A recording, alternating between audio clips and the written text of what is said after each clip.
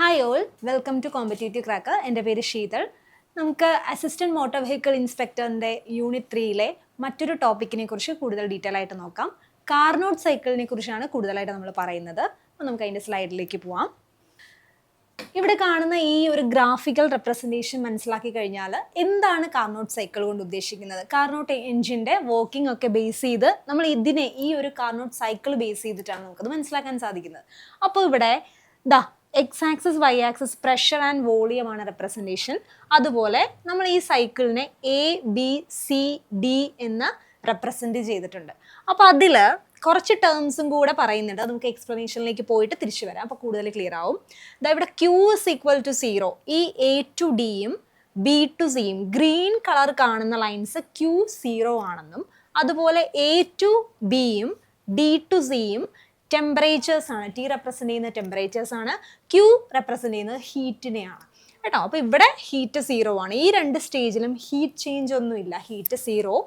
ഈ A to D എന്ന് പറയുന്ന ഒരു കർവും D to C എന്ന് പറയുന്ന കർവും ടെമ്പറേച്ചേഴ്സിനെ റെപ്രസെൻ്റ് ചെയ്യുന്നു. ഇവിടെ TH എന്നും TC എന്നും ആണ് റെപ്രസെൻ്റ്. നമുക്കത് എന്താണ് റെപ്രസെൻ്റ് ചെയ്യുന്നത്, എന്താണ് ഈ ഓരോ കർവുകളെ എക്സ്പ്ലെയിൻ ചെയ്യുന്നത് നമുക്കൊന്ന് നോക്കിയിട്ട് തിരിച്ച് ഗ്രാഫിലേക്ക് വരാം. അപ്പോൾ കുറച്ചുകൂടി ക്ലാരിഫൈഡ് ആവും.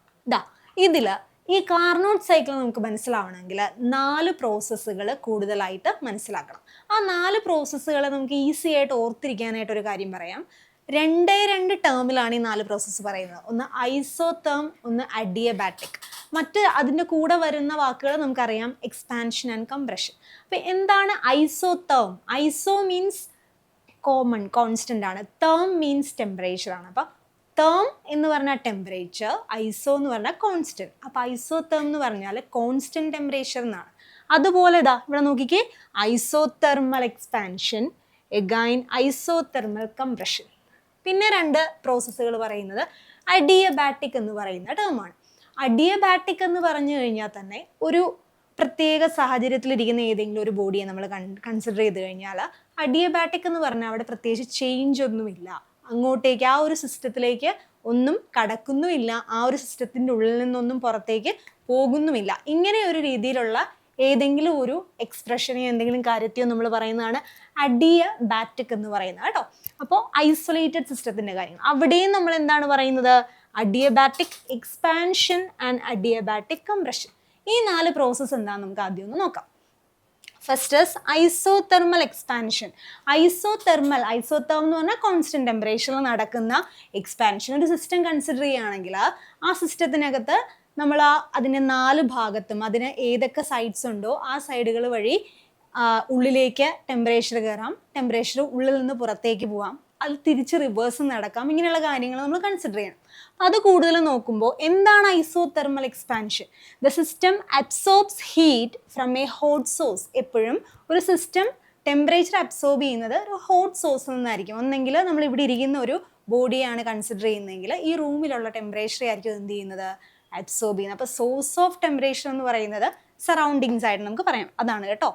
At a constant high temperature. ഇത് നടക്കുന്നത് എപ്പോഴായിരിക്കും, ഹൈ ആയിട്ടുള്ളൊരു ടെമ്പറേച്ചർ എപ്പോഴും ഒരുപോലെ നിൽക്കുന്ന ഒരു സാഹചര്യത്തിലായിരിക്കും. And the gas expands while doing work. നമ്മൾ എന്തെങ്കിലും ഒരു കാര്യം ഈ ബോഡിയെ ഡിപ്പെൻഡ് ചെയ്ത് ചെയ്യുമ്പോൾ, അല്ലെങ്കിൽ ബോഡിക്കകത്തേക്ക് കൊടുക്കുമ്പോഴോ എടുക്കുമ്പോഴോ എന്തായിരിക്കും, അതിനകത്തുള്ള ഗ്യാസ് എപ്പോഴും എക്സ്പാൻഡ് ചെയ്തുകൊണ്ടിരിക്കും. അതായത് ഒരു നോർമൽ കണ്ടീഷനിലിരിക്കുന്ന ഒരു ബോഡിയിലേക്ക് നമ്മൾ എന്താണ് കൂടുതൽ ഹീറ്റ് അബ്സോർപ്ഷൻ നടക്കുന്നു, അതിനകത്ത് എന്ത് നടക്കുന്നു, ഡൂയിങ് വർക്ക് നടക്കുന്നു. വർക്ക് നടക്കുന്ന സമയത്ത് എന്താണ്, ഹൈ കോൺസ്റ്റന്റ് ടെമ്പറേച്ചറിലാണ്. അങ്ങനെയുള്ളൊരു ഇതിനെയാണ് നമ്മൾ എന്ത് പറയുക, ഐസോതെർമൽ എക്സ്പാൻഷൻ എന്ന് പറയുക. അതിനകത്ത് വർക്ക് നടക്കും തോറും എന്ത് ചെയ്തുകൊണ്ടിരിക്കും, ഗ്യാസ് വികസിച്ചുകൊണ്ടിരിക്കും, ഗ്യാസ് കൂടി വരുന്നതാണ് സംഭവിക്കുന്നത്. ദെൻ നെക്സ്റ്റ് അഡിയബാറ്റിലേക്ക് പോകുന്നതിന് മുമ്പ് ഐസോതെർമിന് തന്നെ കംപ്രഷൻ നമുക്ക് പറയാം. ഐസോതെർമൽ കംപ്രഷൻ എന്ന് പറഞ്ഞാൽ എന്താണ്, ഏതൊരു ബോഡിയെ ഡിപ്പെൻഡ് ചെയ്ത് നമ്മളൊരു ഹീറ്റ് ചേഞ്ചോ ഹീറ്റ് ട്രാൻസ്ഫറോ പറയുമ്പോൾ അവിടെ എന്താണ്, ഡൂയിങ് എ വർക്കാണ് കേട്ടോ. അപ്പോൾ ഇവിടെ ഐസോതെർമൽ കംപ്രഷൻ ആണെങ്കിലും work is done on the gas at a constant low temperature. ഇവിടെ കംപ്രഷൻ വരുമ്പോൾ, എക്സ്പാൻഷൻ വരുമ്പോൾ ഹൈ ടെമ്പറേച്ചർ ആണെന്ന് ഓർക്കുക, കംപ്രഷൻ വരുമ്പോൾ ലോ ടെമ്പറേച്ചർ ആണെന്ന് നോക്കുക. ഇത് രണ്ടും കോൺസ്റ്റന്റ് സ്റ്റേജിലായിരിക്കും. അപ്പോൾ ഐസോതെർമൽ കംപ്രഷനിൽ work done on the gas at a constant low temperature. Constant low ടെമ്പറേച്ചറിൽ നടക്കുന്ന ഒരു വർക്കിനെ നമ്മൾ എങ്ങനെയാണ്, releasing heat to a cold sink. അവിടെ എന്തായിരിക്കും, ആ ബോഡിയുടെ ഉള്ളിലുള്ള എന്തിനെയാണ്, ഹീറ്റിനെ പുറത്തുള്ള ഒരു കോൾഡ് ബോഡിയിലേക്ക് റിലീസ് ചെയ്തു. ഇതാണ് സംഭവിക്കുന്നത്. അപ്പോൾ എന്ത് സംഭവിക്കും? It will be get compressed. അത് മുഴുവനായിട്ടും ചുരുങ്ങുമായിരിക്കും. ഐസോതെർമൽ എക്സ്പാൻഷൻ പറയുമ്പോൾ ഉള്ളിലേക്ക് എടുക്കുന്നു, ഗ്യാസ് നിറഞ്ഞു വരുന്നു വർക്ക് നടക്കും തോറും. അപ്പോൾ എന്ത് സംഭവിക്കും? ഹൈ ടെമ്പറേച്ചറിൽ നിന്ന് ലോ ടെമ്പറേച്ചർ ആയിട്ടുള്ള സിസ്റ്റത്തിലേക്ക് കൂടുതൽ ടെമ്പറേച്ചർ ഉള്ളിലേക്ക് വരികയും അത് കൂടുതൽ എക്സ്പാൻഡ് ചെയ്യുകയും ചെയ്യും. കംപ്രഷൻ നടക്കുമ്പോഴത്തേക്കും വർക്ക് നടക്കുന്നതനുസരിച്ചിട്ട് ലോ ടെമ്പറേച്ചർ, കോൺസ്റ്റന്റ് ലോ ടെമ്പറേച്ചറിൽ പുറത്തേക്ക് ചൂട് പോവുകയും it will be get compressed ആവുകയും ചെയ്യും. അത് രണ്ടുമാണ് ഐസോതെർമൽ എക്സ്പാൻഷനും ഐസോതെർമൽ കംപ്രഷനും കൊണ്ട് മനസ്സിലാക്കുന്നത്. ദെൻ അടുത്ത രണ്ടെണ്ണം adiabatic expansion and adiabatic compression. ഈ അഡിയബാറ്റിക് സിസ്റ്റത്തിലേക്ക് നമ്മൾ വരുമ്പോൾ അഡിയബാറ്റിക് കൊണ്ട് ഉദ്ദേശിക്കുന്നത് ഒരു സിസ്റ്റത്തെ സംബന്ധിച്ച് ആ സിസ്റ്റത്തിനകത്തുള്ളൊരു, that is an isolated system. Actually isolated എന്ന് പറഞ്ഞാൽ അതിൻ്റെ പുറംഭാഗത്തുള്ള സറൗണ്ടിങ്സ് ആയിട്ട് ഹീറ്റ് ഉള്ളിലേക്ക് വരികയോ ഹീറ്റ് അതിൽ നിന്ന് സറൗണ്ടിങ്സിലേക്ക് പോവുകയോ ഒന്നും ചെയ്യാണ്ട് ഒരൊറ്റ സ്റ്റേജിൽ എപ്പോഴും നിലനിൽക്കുന്ന ഒരു സിസ്റ്റത്തെയാണ് നമ്മൾ അഡിയബാറ്റിക് എന്ന് പറയുക. അപ്പോൾ ഇവിടെ നോക്കുക, അഡിയബാറ്റിക് എക്സ്പാൻഷൻ നടക്കും എങ്ങനെയാണെങ്കിൽ എപ്പോൾ ദ സിസ്റ്റം ഈസ് ഇൻസുലേറ്റഡ് ആണ്, ഫുള്ളി കവേർഡ് ആണ്. അപ്പോൾ എന്താണ്? So no heat is enters or leaves. ഒരു ഹീറ്റും അതിനകത്തേക്ക് സറൗണ്ടിങ്സിൽ നിന്ന് കയറുകയുമില്ല, അതിൽ നിന്ന് പുറത്തേക്ക് പോവുകയില്ല. The gas keeps expanding, doing a work and cools down to a lower temperature. എന്ത് സംഭവിക്കും? അപ്പോൾ ഗ്യാസ് എക്സ്പാൻഡ് ചെയ്യാൻ തുടങ്ങും. എപ്പോൾ? ഡൂയിങ് എ വർക്ക്, അതിനകത്തും വർക്ക് നടക്കുന്ന സമയത്ത്. അതായത് പല കാര്യങ്ങൾ കൊണ്ടിട്ട് എക്സ്പാൻഷനും കാര്യങ്ങളൊക്കെ ആ സിസ്റ്റത്തിൻ്റെ ഉള്ളിൽ തന്നെയായിരിക്കും നടക്കുന്നത്. ഇവിടെ എക്സ്പാൻഷൻ നടക്കുന്നു എന്ന് പറയുമ്പോൾ വർക്ക് നടക്കുമ്പോൾ സിസ്റ്റം കംപ്ലീറ്റ്ലി എന്താവും?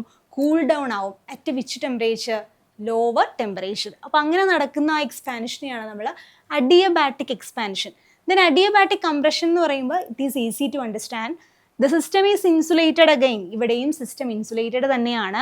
വർക്ക് നടക്കുന്ന സമയത്ത് എന്ത് സംഭവിക്കും? The gas to compress it, അതിനകത്തുള്ള ഗ്യാസ് കംപ്ലീറ്റ്ലി കംപ്രസ്ഡ് ആവുകയും ഇറ്റ് റൈസസ് ടെമ്പറേച്ചർ കൂടുകയും to the high temperature maximum ടെമ്പറേച്ചറിലേക്ക് വരെ ഇവിടെ എന്ത് സംഭവിക്കും? കംപ്രഷൻ ആയിരിക്കും. ഗ്യാസ് അതിൽ നിന്ന് ആ സിസ്റ്റത്തിൽ നിന്ന് എന്ത് ചെയ്യും? വർക്ക് നടക്കുന്നതനുസരിച്ചിട്ട് കൂടിത്തുടങ്ങും. അപ്പോൾ ആ ഒരു പ്രോസസ്സിന് ഈ ഐസൊലേറ്റഡ് സിസ്റ്റത്തെ ഡിപ്പെൻഡ് ചെയ്ത് പറയുമ്പോൾ ഇറ്റ് ഈസ് അഡിയബാറ്റിക്.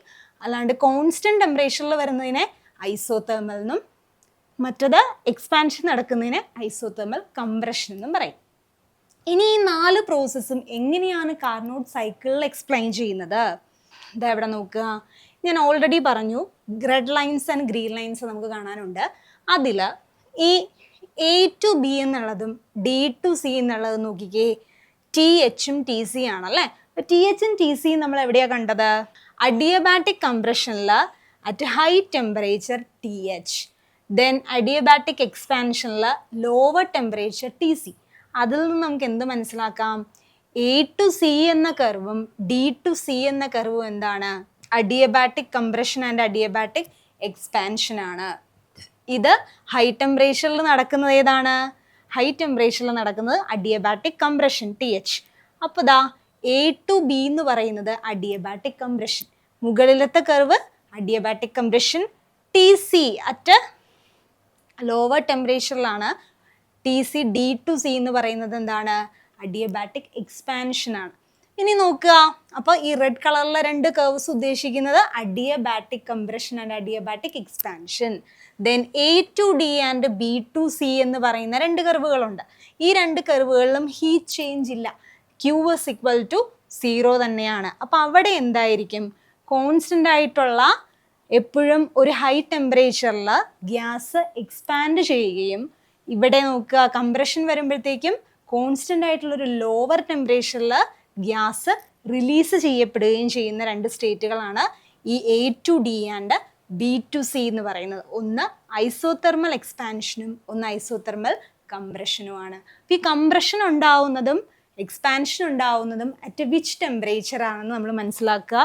അതുപോലെ തന്നെ ഈ അഡിയബാറ്റിക് നടക്കുമ്പോൾ ഹൈ ടെമ്പറേച്ചറിൽ വരുന്നത് കംപ്രഷനും ലോ ടെമ്പറേച്ചറിൽ വരുന്നത് എക്സ്പാൻഷനുമാണെന്ന് മനസ്സിലാക്കുക. അപ്പോൾ ആ 4 പ്രോസസ്സ് മനസ്സിലായി കഴിഞ്ഞു കഴിഞ്ഞാൽ ഈ കാർനോട്ട് സൈക്കിളിനെ നമുക്ക് ഈസി ആയിട്ട് അണ്ടർസ്റ്റാൻഡ് ചെയ്യാം. ഈ കാർനോട്ട് സൈക്കിളിലെ ഓരോ സ്റ്റേജിലേക്കും കടക്കുമ്പോൾ അവിടെ ടെമ്പറേച്ചർ വേരിയേഷൻസ് എങ്ങനെയാണെന്ന് മനസ്സിലാക്കിയാൽ ഇതിൽ നിന്ന് വരുന്ന കുറേ ക്വസ്റ്റ്യൻസ്, ബേസിക് ആയിട്ടുള്ള ചോദ്യങ്ങൾ നമുക്ക് ഈസി ആയിട്ട് ആൻസർ ചെയ്യാം. ഇത് കാർനോട്ട് സൈക്കിളിൽ നമുക്ക് ഈ ഒരു ചെറിയ ഡിസ്കഷനിലൂടെ നമുക്ക് ഈസി ആയിട്ട് ക്രാക്ക് ചെയ്യാൻ സാധിക്കും.